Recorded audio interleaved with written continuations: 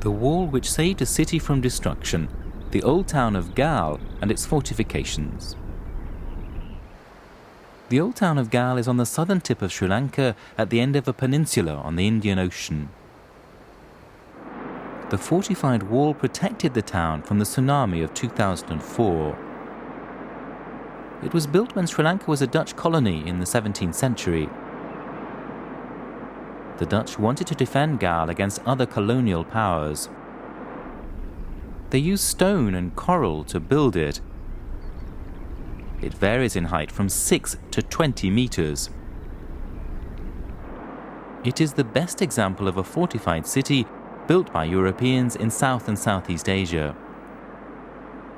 Sri Lanka was colonized for more than 4 centuries by first the Portuguese, then the Dutch, and then the British. Traces of colonial times remain prominent. This is the oldest church. It was built by the Dutch, who set up a base for the East India Company here in the middle of the 18th century. They built the city walls and townscape in the Dutch style.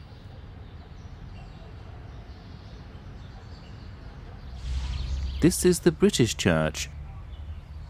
Britain colonized Sri Lanka at the end of the 18th century. Sri Lanka became an important base for advancing further into the Asian market. It gained independence in 1948. Colonial buildings in Galle are still used. This house was built in the 18th century and used to be a 10-bedroom residence. It's now used by local merchants.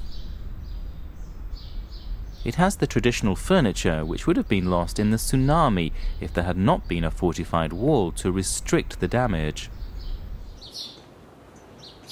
This is the courtyard. It is typical of many houses in Galle. They were designed to bring a cool breeze into the house.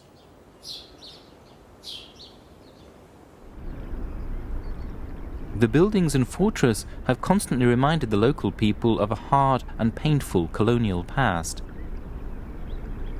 Surprisingly, however, they were not destroyed, even after Sri Lanka gained its independence. The ramparts, formerly used as a battery, have been a savior. They protected the town on the 26th of December 2004, the day the tsunami hit.